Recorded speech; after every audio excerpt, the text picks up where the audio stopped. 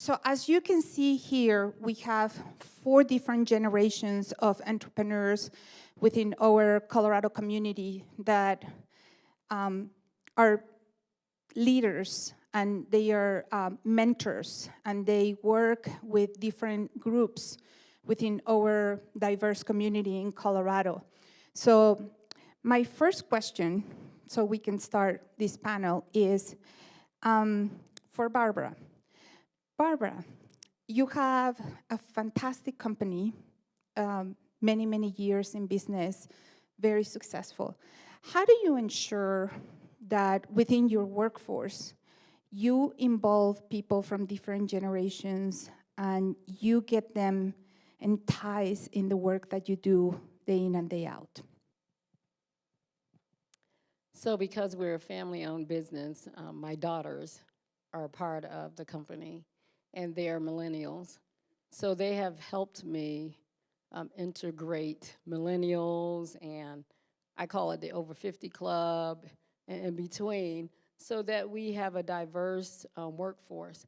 I think what they look at things a little different. They're very tech savvy. They're very IT.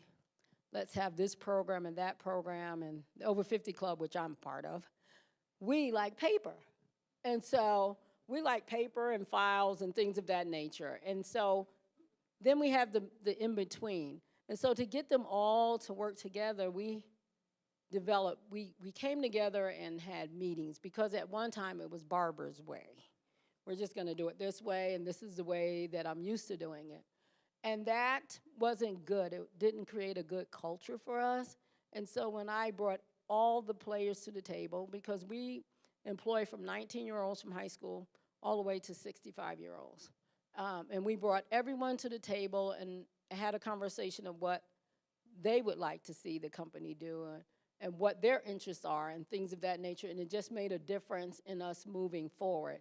And so I had to be open to that, because I had, as entrepreneurs, let's just be honest, they're our babies, and we want to just keep them cuddled and held to the chest. And so you have to give up some of that. And so I've given up this year has just been a really rough year, but I gave up a lot of things. And what has happened is just a happiness in the office. Is people come, and now they can bring their ideas, especially the millennials. They came to leadership with a lot of things that we had to look at, and we had to have conversation about. And they had to bring, if we do this, this is the results that come from it. And because I sat down and I started listening to what they had to say, it has just made a difference in the culture. So I really don't look at age now, because I have introverts and extroverts, and my introverts are really starting to speak out now, which I love, because they're just usually quiet and don't say anything. But it has just made a huge difference in how we function as a team now. Thank you. Who would like to add to that question? You work with high school students, so that's... So I work with high school students, and my team is very diverse. I have every age spectrum from Z to baby boomers, sexual orientation, and what that and race. And so what that's given me is a very diverse community. When I was looking for people, the first thing we did was I put together what qualities I wanted in my company, so that I established what values, what are the things that meant to me, what was important to me, what kind of culture I wanted to set. And then from there, I can hire. It doesn't matter, what color, race, what gender. And if I decided I needed an older person, as long as they met these qualifications, then it really didn't matter. But I think for us, the biggest part is having a Gen Z on our team. So we have 3 high school students that is on our team, helping us develop the platform. And so that has given a different perspective. And just like you said, it's my baby, and I had what I thought it should be, how the game should be in my head, and when I gave that out and hearing like, hey, you should do this, or you should change that, or you should do this. And I was very open, but it's still hard, right? Even though you can be the most open person to change, and doesn't make it any easier. So, um, so that was great. And what we also did is I went out and surveyed like tons of high school students, and got their opinion before we even um, our beta comes out in 3 weeks. But I've gotten so much feedback from high school students to say, hey, what are you looking for? What will be fun to you? Um, from like interaction, because a lot of them don't know about cybersecurity, but I tried to get as much information as I could to make this game for them, where they're going to play it and continue to grow from it. I guess I'll just add a little bit. I'm new, fairly new at my business. I started my marketing firm, my brick and mortar, about 2 years ago. So right now I have one employee. And when I hired him, he had worked for over 10 years for FedEx, so very structure driven and very process driven.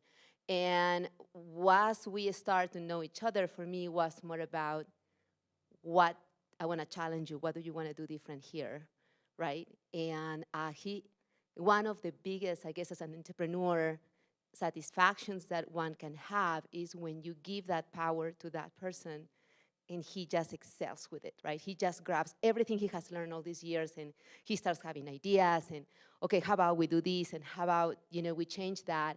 And he has become now my right hand and a consultant. And I just step back. So that's awesome to see. Sometimes diversity means to me it's the acceptance and embracing ideas from people you work with. Thank you. So I'm going to turn it over to Sammy now, because I think Sammy's perspective is completely different. The way I see it is, Sammy, how do you educate us, oldies, about all of these things, these new things, and everything that you have in front of you that comes so natural for you? But when you look at people that are older that have, obviously we have more experience, but it's hard for us to sometimes take that technology, take that those changes easily. So how do you educate us? Oh, well, I don't really know. Like, I think it's easy to like think that you can do something, but like when you actually do it, it's like, this is uncomfortable and I don't like it. So, I think it's just like more people need to get out of their comfort zone. And like, I know people are like, oh no, millennials are entering the workforce and they're taking all our jobs, but like, that's what you do when you get out of college. Like, so I think there needs to be like more open-mindedness on like, let's hire everybody and like get everyone's opinions and like get out of our comfort zone of people who are like us. Great. So I'm going to take the conversation now to a different level, because all of us, and I'm not sure if you in your own businesses see this, but what we see in our communities, especially when we are very active participants in all of the minority communities that we work in, is how do you perceive this opportunity that I see when you see a person from a different background coming over to your company wanting to work for you? And what is it that you see in that person that, like Sammy says, it kind of takes you out of your comfort zone a little bit because they look different from you? They have different traditions, they have different culture. Many, many times they have a different language. And so how do you embrace that and turn it into an opportunity? Who would like to take that question? You want to? So I have 3 divisions. Actually, I do have 3 divisions, but we're in 3 different states, and each state has a different culture. In Colorado Springs, it's pretty diverse. I have my electrical division is predominantly white males. My California team is predominantly Samoan, and my Florida team is predominantly white males. But when I look at people, I don't see color. I look at people's hearts and see what their dreams are and their goals. Because each one of us that sit in this room today, we have goals and inspirations. We have grandchildren that we want to affect their lives. We want our children to do well. We want our communities to do well. So when I look at people, I look at their heart. They come, some are broken, some have bad backgrounds, some people don't want to give a chance. But I see the person and the struggles that they go through in life. And I look at my community and say, how can I make a difference with this team? And so my team in California is just totally different. They just throw me off because they are hard workers. They don't say a lot. They just come to work and they want to get paid. They don't know how to stand up for themselves and say that's wrong and call people out. So I've developed this team over 5 years, and now they speak out and they say this isn't fair or we need this and stuff like that. But I think sometimes we look at people, and I had this conversation with someone coming up here, when we look at people, we look at paper. When someone sends in their resume, it's a sheet of paper, and we say they look good, and then we have these expectations sometimes when we interview that that person is all of that. And it's not necessarily so. So I encourage my team to look at the heart of the person because you get a better feel and have those conversations with people. And that's how I look at people when I hire people. And so I have a consultant that's doing some things because we're going for ISO compliance. And she said to me yesterday, she sent me this email, which made me feel really good. She said, I've never talk to teams like I've talked to your team today and how they love working for you. And she said it just permeated in her spirit. She said because it's just not about them collecting a check. It's about them latching onto your vision and getting on the bus and going in the same direction with you. And so I would just encourage everyone in this room, if you have employees, have conversations with them to find out what their hopes and dreams are, because when you can figure out what their hopes and dreams are and help them get there, not only will they be successful, but your company will be successful. Thank you. So true. So I'm just going to make this really, really quick. So Peter put up a chart about innovation. He said diversity, I forgot what's the other word he used, but inclusion, and he said it equals innovation. So that plus mark that connects the two together is conflict, right? So if you put a bunch of people who think differently in a room, at some point you will have conflict. It's not if, you will have conflict, and you have to embrace that. You have to know that you're gonna have like this rocky, you may have this rocky, hard meeting, and then you can go out and get a beer, like, or wine or whatever, later on. Because that conflict, out of that conflict comes innovation. It comes the ideals, because everyone's normally passionate about their piece, right?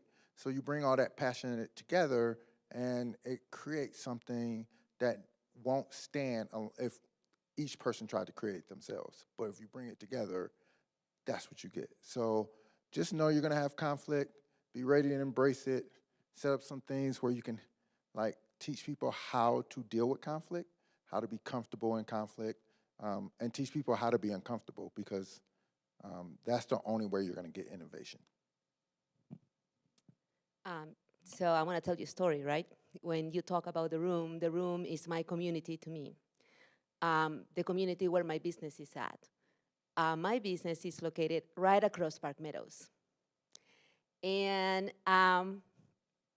I have been doing a lot of network in my community, in this room, just so people know about my store, what we do, and get some foot traffic and things like that.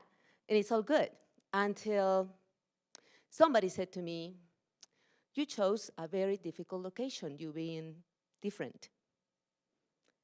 And I was like, because your community is predominantly white in this area. And I thought, wow, I was not expecting that comment. That comment was not made as something to hurt me or anything like that. I think it was just a very naive comment from this person, acknowledging that I am different and I am on the south of Denver, and it must be a difficult situation for me. And so when you said about conflict and in a room, yeah, we are in a room. The room is our community. So we all have to have these eyes very wide open and embrace everybody that is in the room. And if it's uncomfortable, so be it, but let's just all get along, right? And let's all help each other. So I'm happy to be in this room. I'm happy to be here. And, I think that there is still a lot of work to be done here in our own backyard, right? Yeah.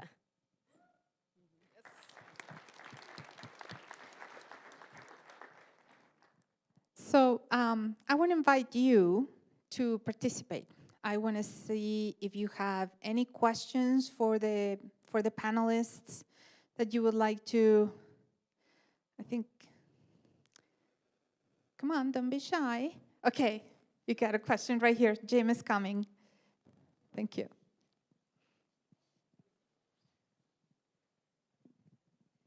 You get to answer first, though, please. So my question to all of you is, how do you handle the fear as an entrepreneur with all aspects of things we've been talking about today? How do you handle that fear? Well, for me, like, my business is obviously very big and thriving. It's really tiny. It's just me and, like, my sister when I force her to clean up for me. So, but, like, growing up with my mom, Talia, as an entrepreneur, she always, like, raised me to be exactly like her, which is a good thing. So I just kind of grew up learning and, like, being okay with the fact that, like, fear is good. And, like, if you're scared of something, you just have to go out and, like, ask for it and, like, go out and, like, get it, because, you're just gonna sit back. And if you don't do that, like, you're just succumbing to that fear, if that's a word. I don't know. Yeah. Yeah, so. If you're not afraid, your dream's not big enough. Period. And so, how do I deal with the fear community? I have people around me that are there when I'm at my lowest and when I'm at my highest, and when I don't think I can go any further, or when things look really scary. I have people I can call and reach out to, and they talk me off the ledge, and I get up the next day and I go tackle it and go crush it. So I think for entrepreneurs, it's something that is very natural. We just go ahead and think of something and we go for it. But I have to say that I was listening to this audiobook the other day, and even the big mega people in this world, like Warren Buffett and all those, they say they deal with fear by making sure they place strategies around them. So if they fall, there's something that is going to protect them, right? So if they're going to invest money and they know that there is a chance that they may lose it, well, they still have something on that bottom line that even if they lose it, they still have something to fall on. So when I started my business, I invested all my money on my business. Everything that I saved for 20 years is all invested in my business. And I thought, if I lose it all, I have a house in Peru. So I'm gonna sell that house and I wanna bring the money back on and start all over again. So I thought, even at that point, that I didn't really have that strategy, but now listening to people that have been doing this for a long time, it kind of goes natural, that you have always to take care of yourself somehow. So just don't go and jump, knowing that there is really an abyss there. Go ahead and jump, but know that there is something down there. Look what's around you and place your strategies around. Fear. Let's see. Entrepreneurs, we don't have fear. We're just risk takers. We just go and do what our hearts desire and we just take that chance. Are we willing to lose everything and get back up again? Absolutely. And in my business, I've had some down times, and people would have filed bankruptcy and quit and given up, and I just keep working. I just keep diversing, and that's why I have these divisions, because when the market is down in one area, it's up in another area. And so fear, I have dealt with it, and I have I have some awesome intercessors that pray for me, and my faith is important to me, and I surround a lot of people. I have a good mastermind team. I have a good advisory team that I bounce things off of. And so the fear, I've just learned to deal with it, that I can go to sleep at night. But as entrepreneurs, we're risk takers every day. And so fear is just a natural thing that we address every day. Thank you, and I want to add something, because I was also, before I was doing this, I was an entrepreneur for about 10 years. People know me. It's going to happen, at some point. You're going to fail, you're going to fall, and you know how to get up. And the way you get up is you have your God, you have your faith. He's going to pull you up. Your family, your friends are always going to be there. And for me, the most important part to realize after that happened is I have my brain, I have my 2 hands and my 2 legs, and I can do it again. That's right. Thank you. Other questions we have? We'll go to you after. Go ahead. So kind of keying off of that, I feel like the world of entrepreneurship is actually just getting comfortable with fear and constantly failing and being okay with that. And like, that's kind of a natural state. And so my question would be kind of towards the other side, that in my entrepreneurial life, it's actually rarer to see those moments where you either dodged a bullet and you're like, oh my goodness, like I got lucky when that one missed, or you really cross over that hump and you say, I was successful in that today, and you get that bright moment. I want to hear about some of those bright moments or those lucky moments that you guys have had. As a small woman-owned business in the construction industry here in Colorado, it can be quite a challenge. I am the first, it's 3 women general contractors in Colorado Springs. I am the only minority one that holds a license. So I have my challenges every day. When I can, it was a couple years ago, we were awarded a $33 million construction project in Boulder.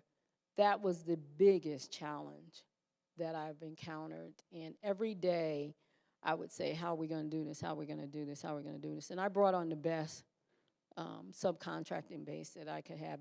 The client was the one that made it really rough, because they didn't understand what they were doing.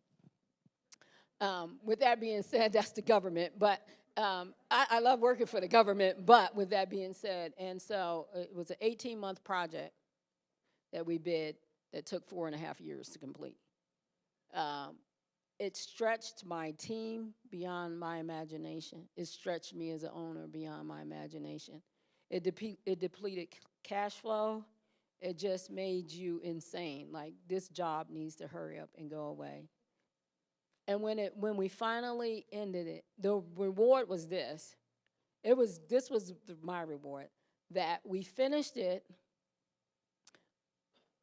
and we wind up getting our first platinum LEED building. That was the reward for me.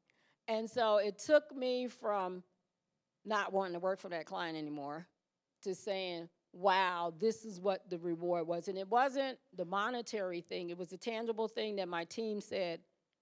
It took us 4 years to get it, but we're a small business, and our first LEED project out the chute is platinum. I mean, what more can we ask for? So 4 years on a job that was supposed to take 18 months, and we dodged the bullet. So, whew. I would love to hear about what all three of you would have to say about this question, because we all have those moments, correct? But unfortunately, we ran out of time, and they are pulling me like back here, saying, "Cut it out." I want to say thank you to all four of you for making time off your busy schedule and being here with all of us. And I want to invite you to come over and ask questions. These four entrepreneurs are fantastic, and please help me say thank you with a warm applause. Thank you so much. So, All right. Well, another round of applause for our panelists, please, as they walk off stage. This is amazing. Thank you, everybody. Come on, walk on over here.